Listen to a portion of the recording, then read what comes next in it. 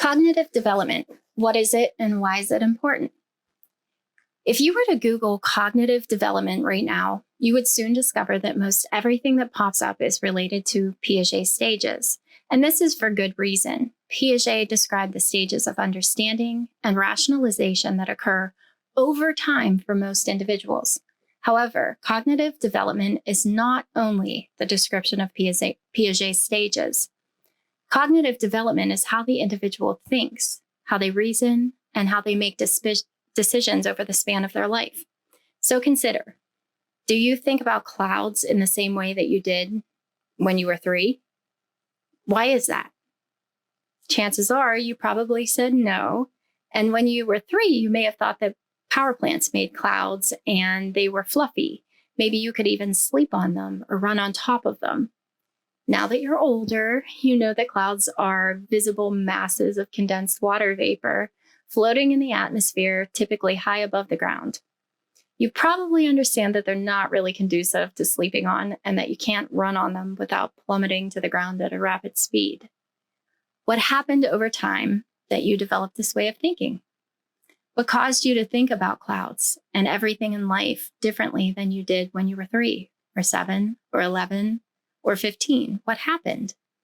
Did you simply change your mind, or was there something more complex happening? You might quickly respond, well, I learned about clouds in school, and that would definitely be true. But was it simply because you learned this? And what does that really mean? What if someone would have told you what clouds really were at 3? Would you have remembered that definition? Do you think that you would have understood that definition at that time? So consider for a moment to put this into perspective by thinking about the video that you just watched on cognitive development and Piaget stages. If you didn't watch that video, please go back and watch the video. It's really thrilling to see how the mind and the ability to cognitively process information grows and expands over time, especially at those very young stages and ages. All of this relates to the concept of cognitive development. Cognitive development entails that as we grow, we not only hear more intricate definitions and concepts, but that we're actually able to understand, conceptualize, rationalize, and then do things with that information, such as explaining, applying, creating, and etc. Cognitive development is a long process of not only thinking, reasoning, and making decisions, but it also has to do with our brain and the way in which we create those neural connections and form more complex ways of relating to and understanding information. As you reviewed the stages of Piaget and observed them in the video, if you didn't have a true understanding of cognitive development, you might have found yourself saying, "What is wrong with those kids?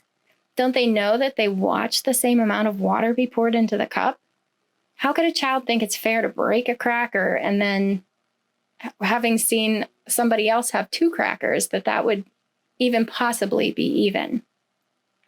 And this is why an understanding of cognitive development is so very important in education. You must have a critical awareness of the stages and what's typical for students cognitively at the ages and stages that you teach, so that you're not expecting the unexpected because the brain isn't ready to process it in the way that we would as adults. We have to keep in mind that children are not just tiny adults. They are different. Their brain is different, and they think very differently than adults do.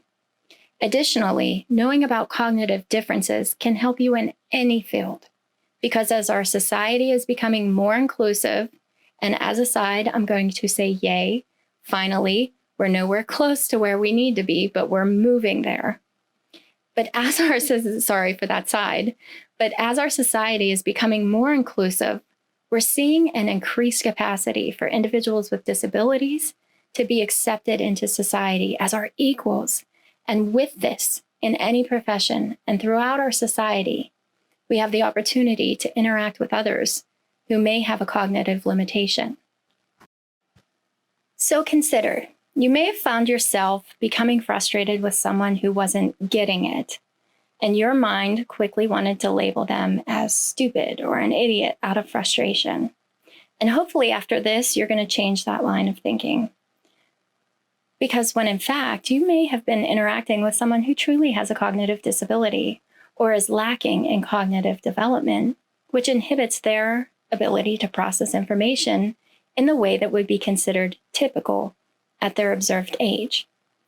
So this understanding, at the very least, can lead to an increased compassion within our society. But at its greatest, we can recognize these limitations in the education system through elements such as the Individualized Education Program, or what we call the IEP for special education, and or students who may have not had the experiences that other students may have had due to socioeconomic status, trauma, and or the worst case scenario, abuse. In education, when we're able to recognize this, we're able to then provide modifications and accommodations to assist in the progression of understanding for the student through our careful guidance and knowledge of cognitive development. The most critical element of this is just that. We actually must develop cognitively. We can't jump from the sensory motor stage to the concrete operational. And if you find yourself in a situation where you're called to teach someone something, you must understand that we have to start where they are and carefully scaffold or provide those supports to their current level of thinking so that they can then reach the next level of understanding. This is best thought of like climbing the rungs of a ladder. We can't jump to the fifth rung if we're only on the first. We have to take each step to get to the next. Think about this for yourself.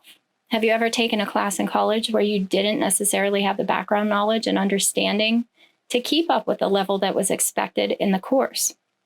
Maybe you took a prerequisite at a different college, and that course didn't address the information that you needed at the current course. What happens in that situation? Well, typically you feel like you can't keep up with the lecture and you become lost because you're not cognitively ready for that next step because you missed some of the previous steps along the way. This doesn't just have to do with the lack of information, but the way in which you understand that information and how you've learned to work with and use it.